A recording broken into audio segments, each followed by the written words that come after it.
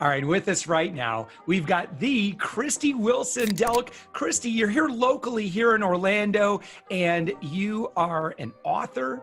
You are a well-known speaker. You're well-known in the area. You're an educator. You are, I guess, you're a university professor now, and your book is titled Adventures in Franchise Ownership. And I think what I'm really excited to talk about is the things that you've learned in the franchise world that every business owner should really take heed of in growing their own business. So we're going to talk about systems, and you've also agreed to kind of geek out a little bit on kind of the state of franchises right now, which is a subject that I kind of, as both a consumer guy and, one who really loves studying business trends, I know you have a pretty good pulse on. So thank you so much, Christy, for joining us. Sure, absolutely. So happy to be here with your audience. So if you could just start off by, how did you get into your very first franchise? Oh, okay.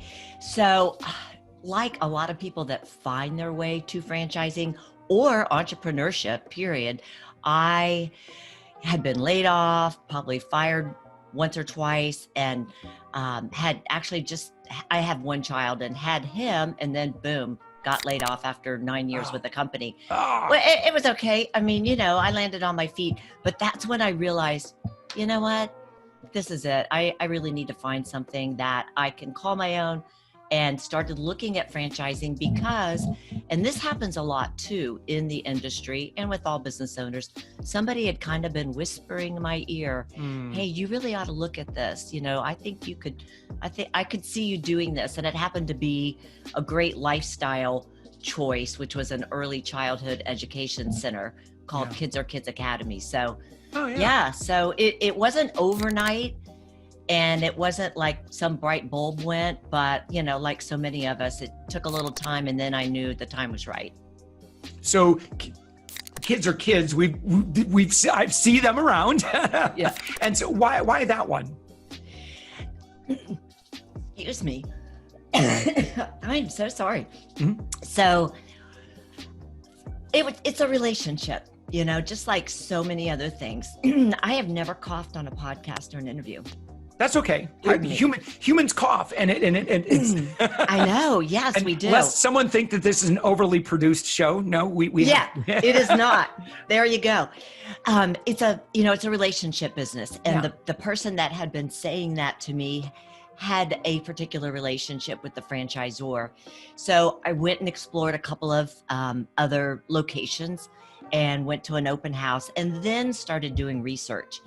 And I loved the idea of that space for me, raising a child, not wanting to travel anymore. So again, so much about franchising, so much about it applies to other kinds of businesses, but it was a passion, and I thought I'd be good at it, like kids, like customer service, like HR, like marketing, because there's a lot of marketing.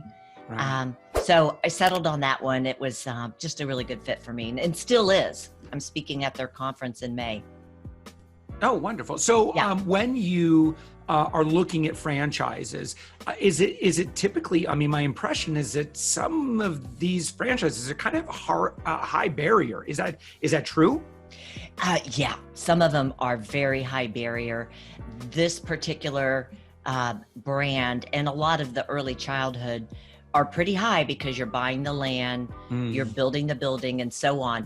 So your standalone buildings, usually you would consider pretty high barrier because you've got to do that. Now, there are other brands like Chick-fil-A and several others that have a business model that allows you to work your way into an ownership position. So there's really no one way that it's done, but the least, the lowest barrier is something, speaking of trends, that is been growing faster and faster, is different in-home franchise business. Travel, super big. There's a company called Cruise Planners, another one, Dream Vacations, which is the division of World Travel. And there's home inspection, There are, home services. I squeegee squad, just clean my windows, mosquito. So service business franchising is a huge trend. Yeah. And in home, you can do it. Now, eventually you want to grow, as your listeners know, you can't stay home forever. Right. But yeah, so some of them are low, $2,500. We have one of our clients has a green car wash, and that's he franchises that model, and it's $1,500 to start. And I mean, I want to talk about so really there are really accessible things you can start, and Totally. the advantage to joining a franchise. Think about starting a Kids Are Kids, but you brand it yourself and you start from scratch. What was the advantage to going through a franchise model as opposed to trying to come up with all this stuff on your own? Yeah. So people enter franchising at all different ages, and I hope we talk about some of the things that millennials are doing. But I was like, early 30s or so. I had been in sales and marketing, Josh, but really branding, the marketing collateral, the PR, all that, I had not been exposed to. So I just really didn't want to deal with that, number one. Number two, I love children, but I'm not an educator by trade. I teach college level now, but that's very different than writing curriculum. So in this particular arena, the curriculum is a really big thing. But the thing I think that is most relatable is franchising is sort of a hybrid between owning a business and doing it completely on your own. You've got that good corporate support. And for some folks like me, that I needed that and I liked it. And to this day, like I said, I still have a relationship with them. But for me, that was great. For others, they're a lot smarter than me. Maybe they don't need that. Yeah. So we're going to talk about kind of the lessons and kind of the 4 pillars that you've come up with in your book. I'd really love to kind of get and I know you go to a lot of industry events, you're a well-known speaker. And so I'm really curious about what other trends you're seeing in the franchise world. So think of restaurants, other businesses that you might find in strip malls, maybe new and emerging businesses that really haven't been under the franchise model previously. I'm curious what you're seeing. Yeah, it's good timing because I spent the last couple of days it's called the International Franchise Association conference. So not an expo, but a conference. So I saw some more that I had not been aware of. I mean, there's so many things. So I would say, the major trends, and these may not be huge surprises, but for sure it's fitness, but it's not just anytime fitness or 24-hour Planet Fit. It's not just those. We're now getting into where the people that started Orange Theory. Oh, you had a guest on your show a couple weeks ago that was involved in fitness. Yeah. Oh, And he had he had physical locations. This was a little while ago. So we've had a few. So one had a martial arts studio. He still has a martial arts studio, but one, so he had a gym. He closed the gym. He's all online now. Wow, that's amazing. So individual sports like rowing, like the Pilates is really growing. The spinning, that's really growing. So it's not gym so much that's growing, but still, yes, but the different segments, beauty products, eyebrow, eyelash, all that kind of stuff. Now professional services, hearing, chiropractors, that segment. But I go back to that biggest one being service. And what I mean by service, I'm thinking maintenance, commercial building, yes, but more home, because what do we not have? Time. And so all those things that you might have done on the weekend or had the power washer, but you never pulled it out. There's people that want to do all that. And as consumers in the US, we know some of those things like finding the right plumber, finding the right, carpenter and all that. It's hard sometimes, or they're so busy. So all of that's getting franchised. But also, one more that I wanted to add, and that's, it used to be, at least when I was buying uniforms and hats and all that promotional stuff, which is so fun. It was always, mostly was mom and pop, forgive me, but I use that term. But now, embroidery shops, patches, all kinds of promotional gimmicky things, not all under one roof, but select. And then what they do is they go after a particular niche, like franchises or podcasters or, so this is very broad, but almost anything you can think of. Yeah. One thing that I know enough not to get into this industry, but the restaurant industry is going through a lot of changes. And I think we're going to see a lot of changes over the next 5 years. In particular, what do you see in your tea leaves? Yeah. Well, one of the things is we know, and I said I'm not an educator by trade, but I do teach college students at the very, basic level, but business courses. So we talk a lot about what they like and need and want. So millennials going up to 20s, late 20s. So they want this experiential stuff, that Topgolf, I'm pretty sure that's a corporation, not a franchise, but anything where I can go and sit with my friends. Oh, I met someone the other day that is coming out with a cannabis, not a shop, but a place where you can go, and sit and enjoy your cannabis. Like a bar. Yeah, like a bar. Yeah. Those are definitely going to be popping up as they become legal around the country, for sure. So anything experiential. So when it comes to restaurants, one of the things that they are finding, in fact, I have a story in my book about, it's under the competitive chapter. If you build it, they will come, but will they keep coming back? Yeah. And the notion that forget staying the same for 5 years. We all know you can't do that, but you really need to be changing every year. And so this fella, his name is Matthew Corin. I've never met him, but I read an in-depth article in some franchise, probably Franchise Times. He has Freshie. And I don't think they're in Orlando. They probably are, but I haven't seen one. But anyway, as he goes around the country and trains and, visits franchisees, he notices trends. He gets out of the Freshie box and notices trends. And so their niche is that they change their menu almost monthly. Wow. So if I'm a millennial, I'm going to go in there and go, ooh, what are they having now? I'm coming back.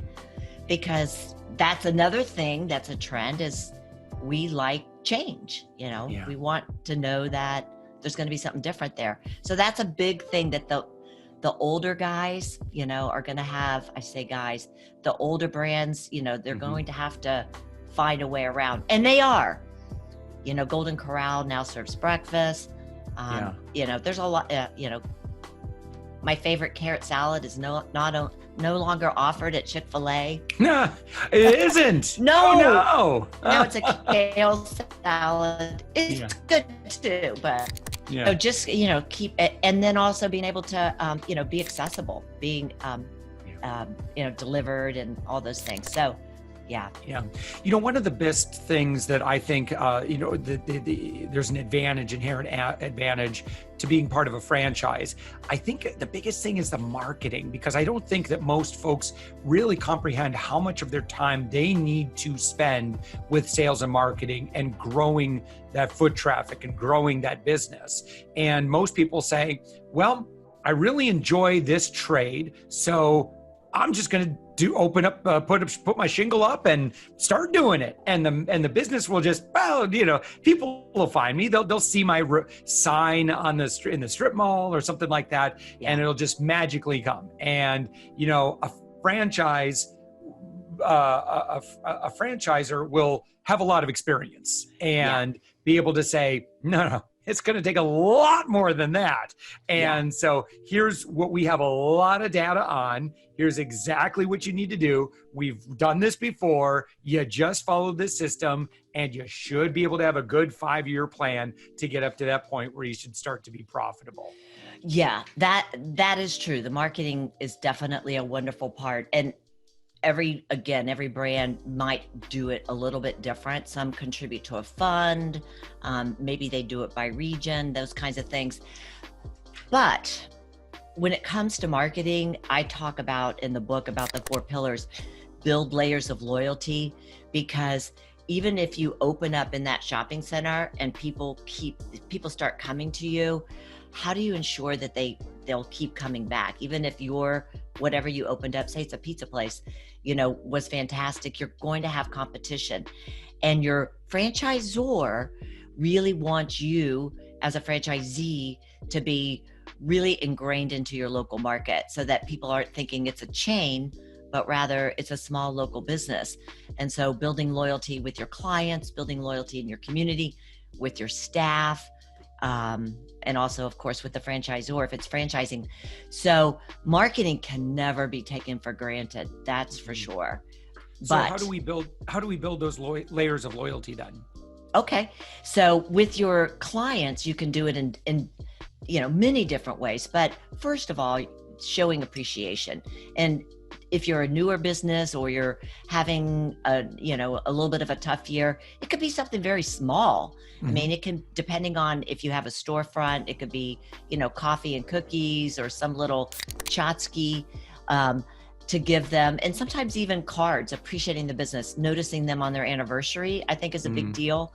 My marketing person that I work with always does that. And it's super meaningful. So, or even a loyalty program. I got out of my box of the childcare industry thinking. And I really highly recommend people step away from their business. And I don't mean just for an afternoon sometimes, but look at other industries for ideas. And I came back thinking, this might be sort of a no duh now because it was several years ago, but why can't I have a loyalty program? You've been here 5 years. I'm going to give you 2 vacation weeks. Boom. That's $400 or $500. Make it count. So when I talk about strategic leadership, I mean, you're only one person. So you have to be strategic. Make it count. Make it all count. With your employees, career development is super important. Helping them develop, exposing them to different things. Maybe it's maybe you're on a budget. Maybe it's a chamber event or a networking event.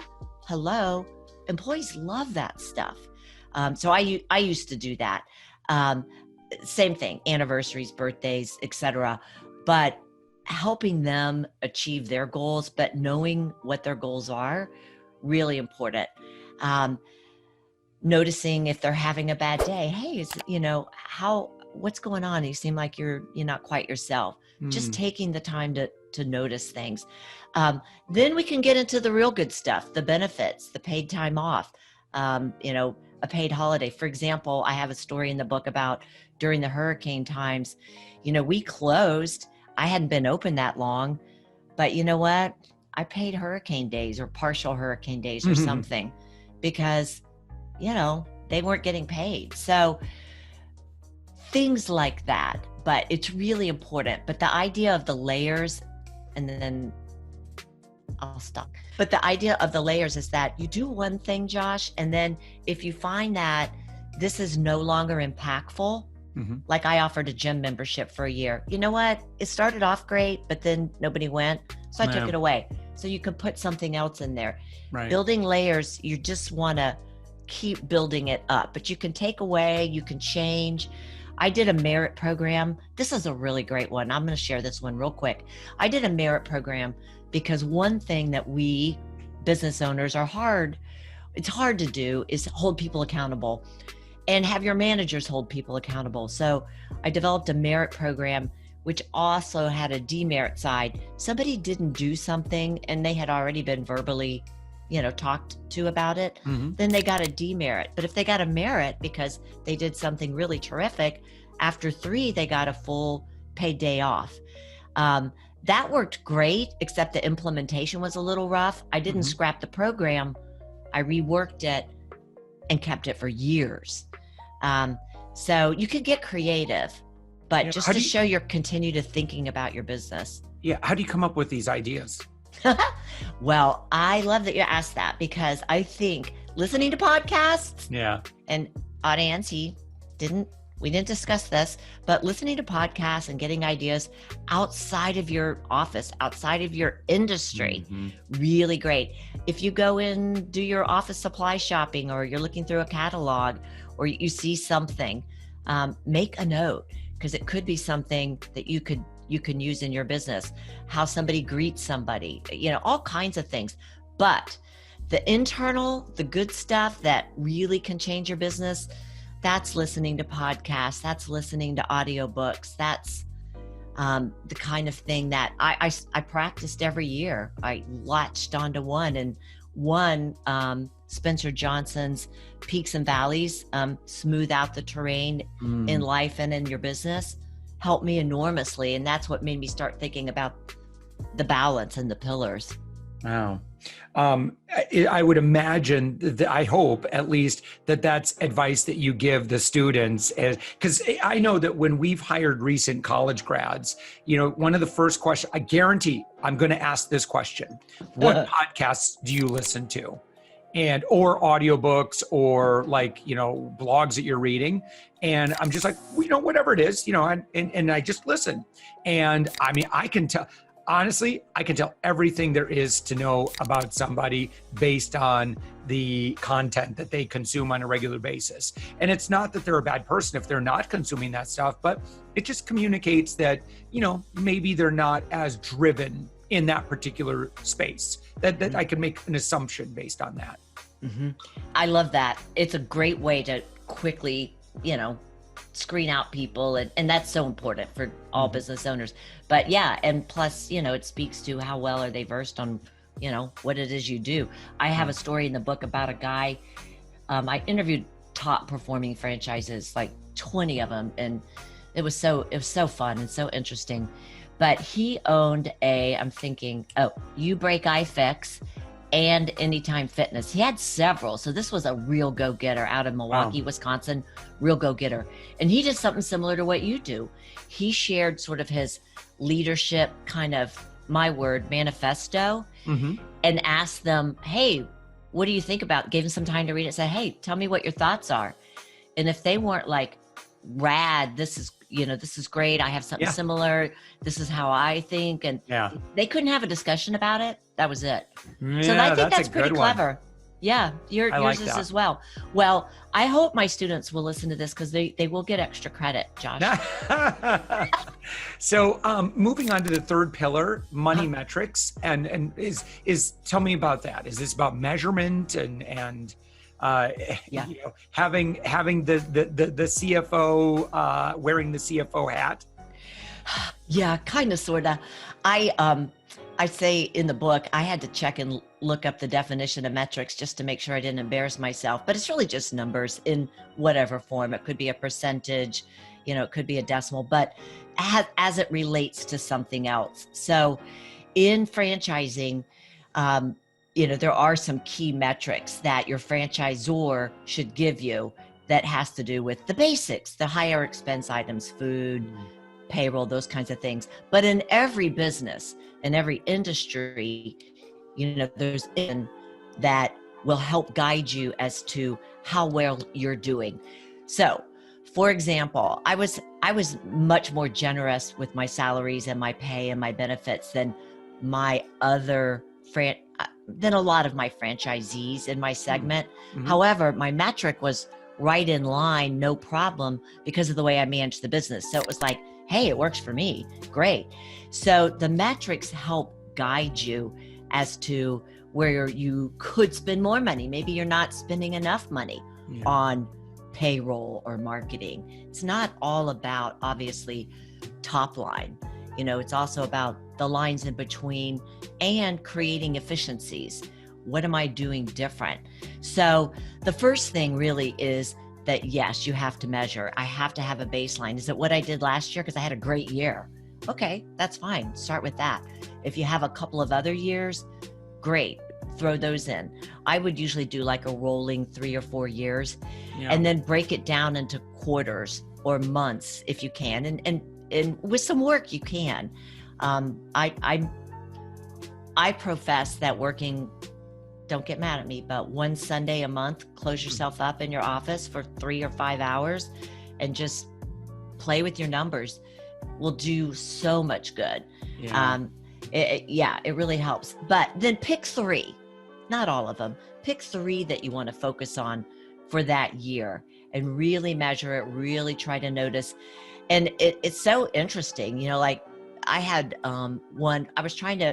my food budget I knew was going to be high because I was trying to introduce healthy foods, as a competitive advantage, value proposition, things that other people may not have even tried, how our culture can be sort of closed-minded, especially with children. So anyway, I just could not get that number down. I'd do something not fancy, but something expensive and then something less expensive. But anyway, I realized one day when I came back from some kind of a meeting, I walked in and I was early, and I walked into the cafeteria and the staff was like, "Hi, Miss Christy." Oh, hi. Everybody was turning around, and I realized the food is so good. It was meatloaf day, Josh. Yeah. It was meatloaf day. Everybody was helping themselves. And you're talking 30, 40, 45 people. Yeah. That's why my numbers were shot. So yeah. So I thought, okay, let's implement a policy. I'm okay if you have a child-sized portion, but you need to sit at the table, Yeah. So you don't need to be like, hamster face. So anyway, but when you know your numbers, you see different things like that. And you can add to the bottom line, which sometimes gets you where you want to be easier and quicker than the top line. Yeah, inspect what you expect. The 4th pillar is method management. Tell me about that. Okay. So I say method management is how you focus on your business, and that anyone in any realm of business, it's the top performers are those that really focus on their business. And by doing that, I mean having systematic approaches to almost everything. And you, my friend, are very systematic in what you do. The number of podcasts you're putting out, that is prolific. Alyssa with the pre-call, the follow-ups. I mean, it was so fun. And I learned something from you. A couple of things, actually. Very clever. Yeah. But having there's more to come. Just you wait. Oh, goody. I had honestly, like, anyone who wants to be a guest on this program, who like just to experience what we've learned over many years, is that, to be able to produce that much content, if you're not systematizing it, it's just gonna eat you up. I talk to other podcasters, and we're up to 9 episodes a week, and it's so good for our business. And I tell that to other podcasters, and they're like, I can't even wrap my brain around doing more than 1 a week. I'm like, well, then you're not really systems focused then, because that's what it requires. Yeah. It is, and it really shows with you. Well, that's cool. Yeah, I even forwarded to my marketing team at South Street Company here, little plug, a couple of your things. I said, look at this. This is so cool. But anyway, it's more than just systems, though. It's also keeping them in balance. So again, you're one person, big job. I say, what do you need to accomplish this month, this quarter, this year? And that's what you focus on. Yeah, your long-term stuff is here, of course, but that's what you need to focus on. And a lot of very successful people think that way. The Chick-fil-A founder was dead set on saying short-term focused. But with that in mind, you don't get all off track and you can stay systematized. And so I even had, and it's in the book, I won't say that anymore, a meeting plan for the year. In other words, these are the second Tuesdays that our staff meetings are on. No excuses. These are our monthly managers meetings, because there they are. Why not? But that way you hold people accountable. And who else do you hold accountable? yourself. Yeah. Sorry about that. Yeah. Yeah. It's, you know, a lot of times I think meetings don't happen just because we're like, well, we got these, or it's the meetings are all about just putting out fires, or, you know, it's all very immediate as opposed to thinking more long range or long term, or what should we be working toward. Yeah. Unless, again, it's kind of like if you're on a fitness program or a weight loss program, it's like, you know, you got to think about what the end goal is and then break that down into activity goals to ultimately get to what it is that you want. That's a great analogy. Yeah. And you have a more or less preset agenda, you know, and it's not like new business, old business. It's like red flags. Okay. What do we need to be looking at? White flags for us were, okay, we had closure on these things, new ideas. And what it does too, is it cuts out all those interruptions. Hey, I have an idea, or somebody wants to see you. No, you know, that's something, let's put it on the agenda for the next meeting. Right. You know, it really helps. So then really it's just super critical things that you need to deal with. So, you know, that's what method management is. And I didn't obviously coin method management, and people can call it whatever they want, but they have to have a framework for running their business. Yeah. And so the pillars are how the business is built, but the methodology, the math, you know, is sort of the framework for that. Yeah. So Christy Wilson Delk, your book is Adventures in Franchise Ownership. It's on Amazon, it's on Barnes & Noble, and it's available on the web at ChristyWilsonDelk.com. So Christy, thank you so much for joining us. This has been fantastic. What else, what else would be a great, aside from the book, I think you have some free resources that you give away. Is that correct? That is correct. So I just put them up for podcast listeners. Great. and created them and just put them up. So if they go to, you don't even have to give me your email. If you go to ChristyWilsonDelk.com, and that's Christy, C-H, Wilson, Delk with a D, .com /listeners. There are 4 pillar worksheets, and you can use them for any business. You can download them and copy them, whatever you need to do. And then on my website, I do have a 4 pillars, like a pictograph guide, but that they do need to give me their email for. But you can download that. But then, of course, the book, and it's going to be on Audible and fantastic. Or audio, I should say. Yeah. Well, Christy, thank you so much for joining us. This has been great. This is a long episode. We had so much that we needed to cover. So thank you for the extra time, and I appreciate your wisdom in this area. Oh, thank you. It's been really fun.